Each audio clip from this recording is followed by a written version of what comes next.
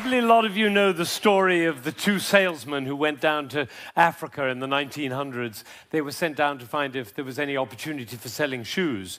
And they wrote telegrams back to Manchester. And one of them wrote, "Situation hopeless, stop, they don't wear shoes." And the other one wrote, "Glorious opportunity, they don't have any shoes yet."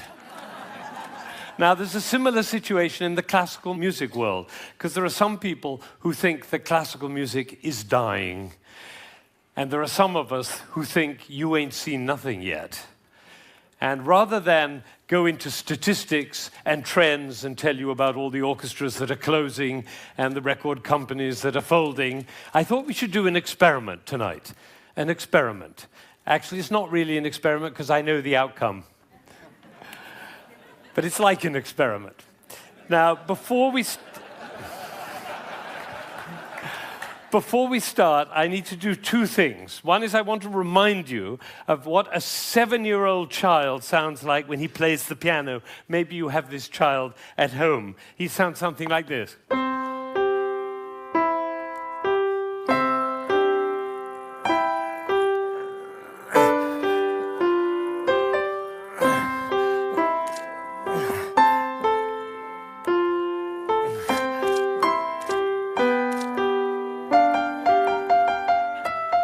I see some of you recognize this child. Now, if he practices for a year and takes lessons, he's now 8 and he sounds like this. And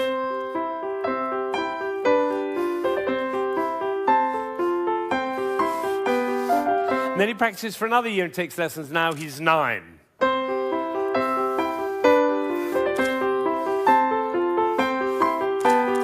And then he practices for another year and takes lessons, now he's 10.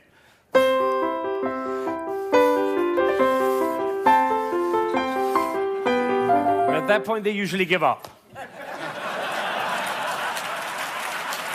Now, if you'd waited for one more year, you would have heard this.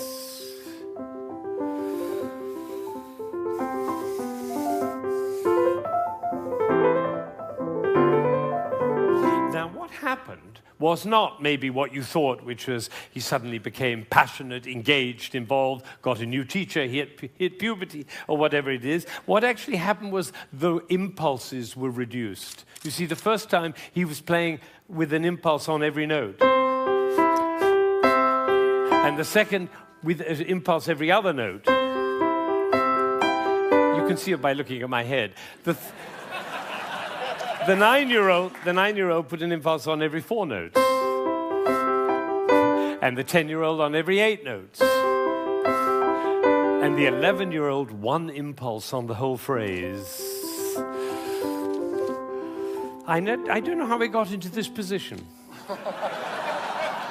I didn't say I'm going to move my shoulder over, move my body. No, the music pushed me over, which is why I call it one buttock playing. Can be the other buttock. You know, a gentleman was once watching a presentation I was doing, and I was working with a young pianist. He was the president of a corporation in Ohio. And I was working with this young pianist, and I said, "The trouble with you is you're a 2-buttock player. You should be a 1-buttock player." And I moved his body like that while he was playing. Suddenly the music took off.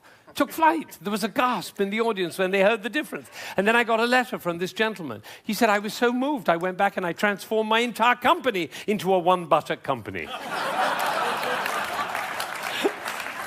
Now, the other thing I want to do is to tell you about you. There are 1,600 people, I believe. My estimation is that probably 45 of you are absolutely passionate about classical music. You adore classical music. Your FM is always on that classical dial, and you have CDs in your car, and you go to the symphony, and your children are playing instruments. You can't imagine your life without classical music.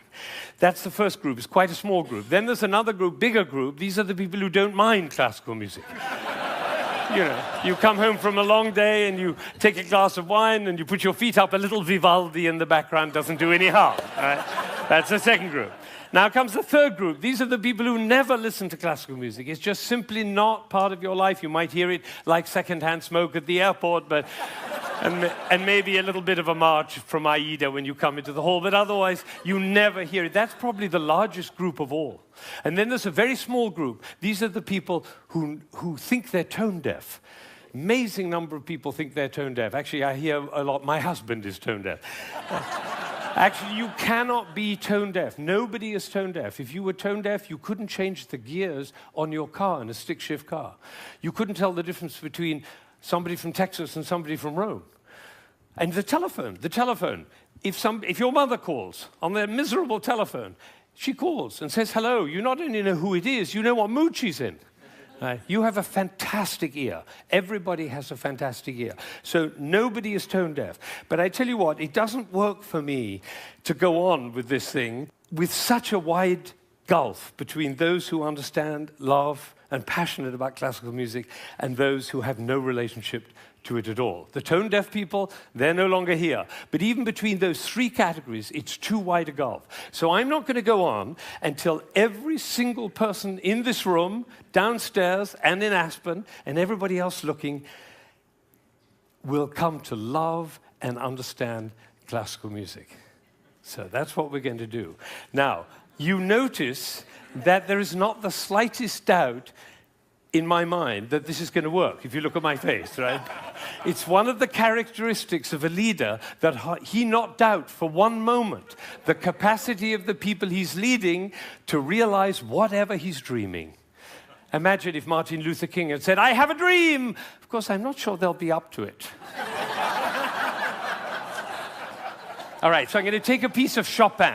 This is a beautiful prelude by Chopin. Some of you will know it.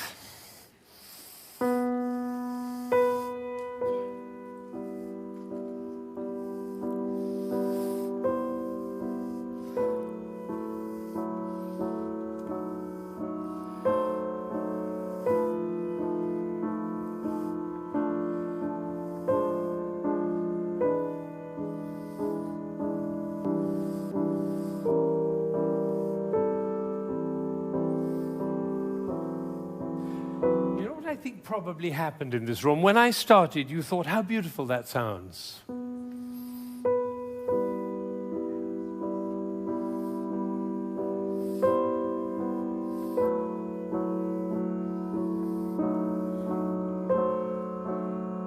I don't think we should go to the same place for our summer holidays next year. It's funny, isn't it? It's funny how those thoughts kind of waft into your head when it's into classical music. And of course, if the piece is long and you've had a long day, you might actually drift off. And then your companion will dig you in the ribs and say, "Wake up, it's culture!" And then you feel even worse. But has it ever occurred to you that the reason you feel sleepy in classical music is not because of you, but because of us? Did anybody think while I was playing, why is he using so many impulses? If I'd done this with my head, you certainly would have thought it.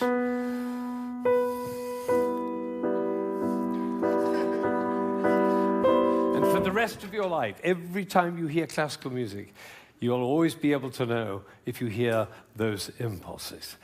So let's see what's really going on here. We have a B. This is a B.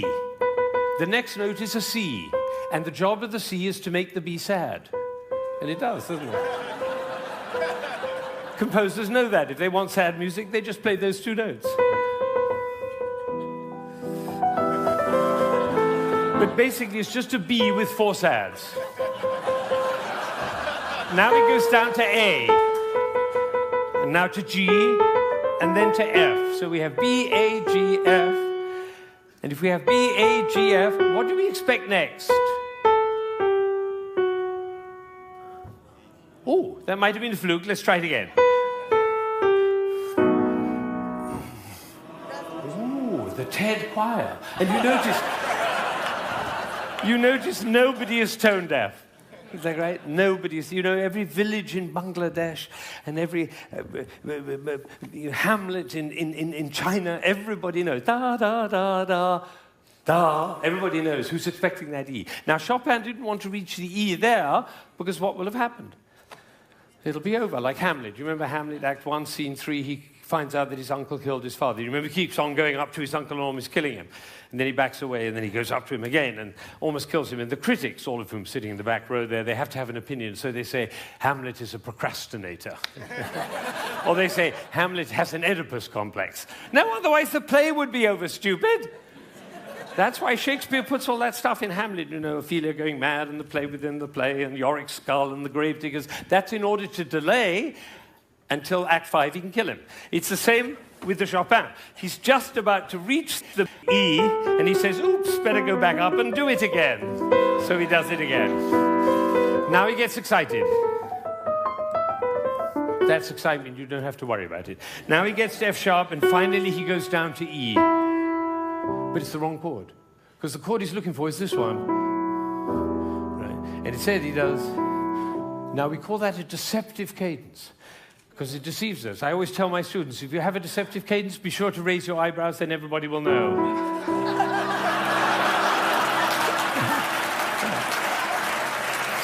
All right. So he gets to E, but it's the wrong chord. Now he tries E again. That chord doesn't work. Now he tries E again. That chord doesn't work. Now he tries E again. That doesn't work. And then finally, there was a gentleman in the front row who went, like that. It's the same gesture he makes when he comes home after a long day, turns off the key in his car and says, I'm home. Because we all know where home is. So this is a piece which goes from away to home. And I'm going to play it all the way through, and you're going to follow. B, C, B, C, B, C, B, D, down to A, down to G, down to F, almost goes to E, but otherwise the play would be over. Goes back up to B, gets very excited, goes to F sharp, goes to E, it's the wrong chord, it's the wrong chord, it's the wrong chord, and finally goes to E, and it's home. And what you're going to see is one buttock playing.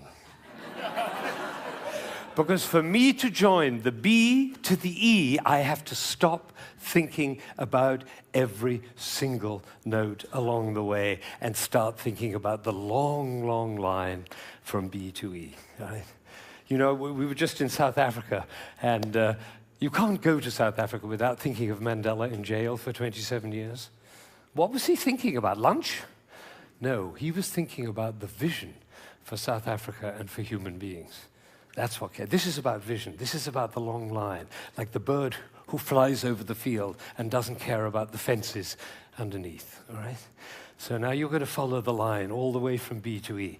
And I have one last request before I play this piece all the way through. Would you think of somebody who you adore, who's no longer there? A beloved grandmother, a lover, somebody in your life who you love with all your heart, but that person is no longer with you. Bring that person into your mind, and at the same time, follow the line all the way from B to E, and you'll hear everything that Chopin had to say.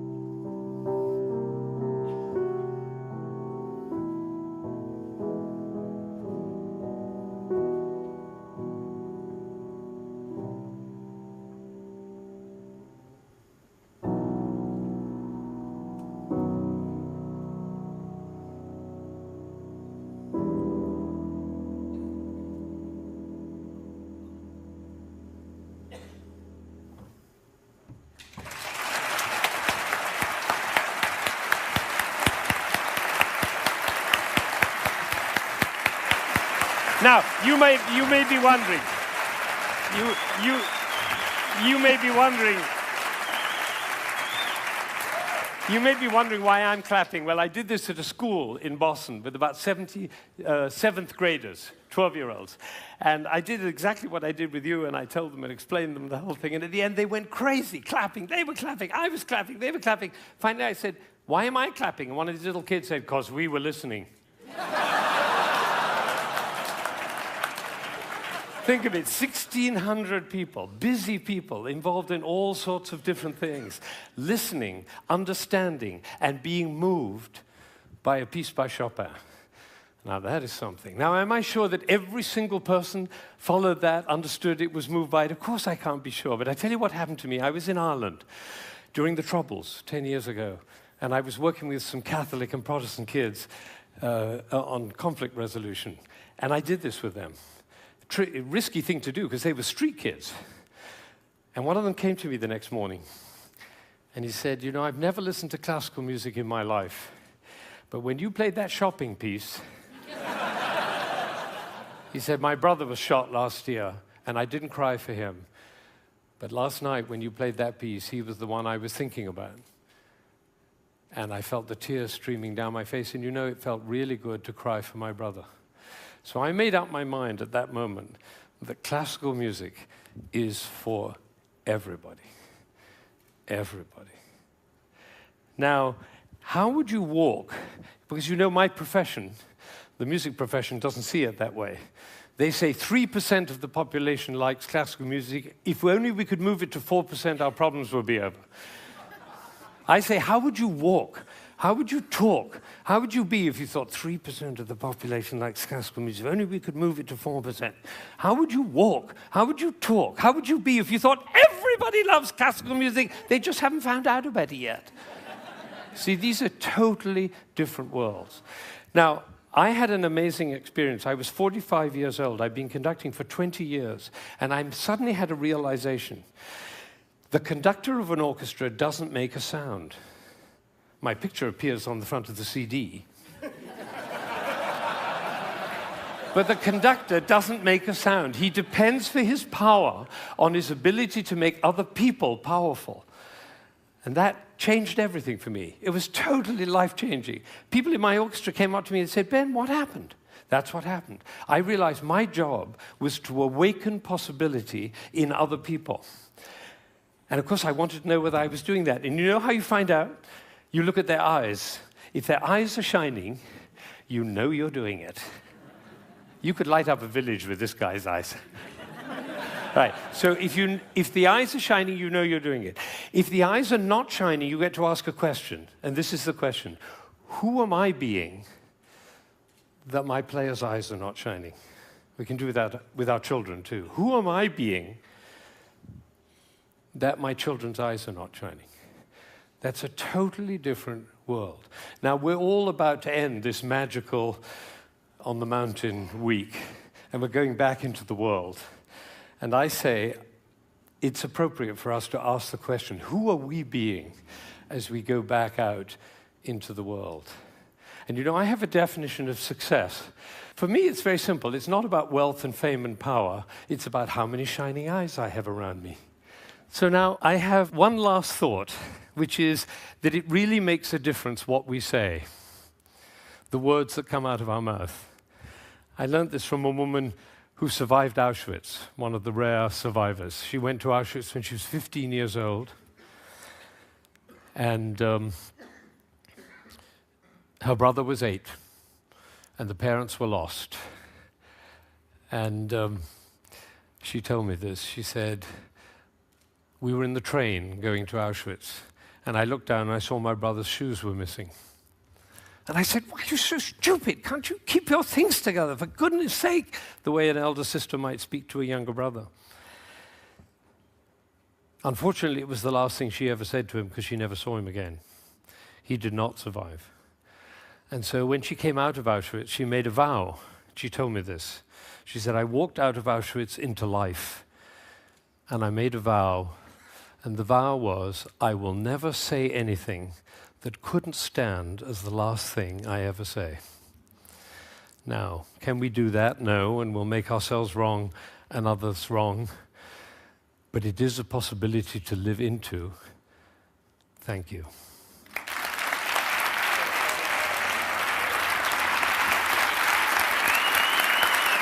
Shining eyes.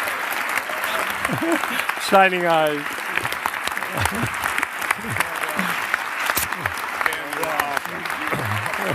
Thank you. Thank you.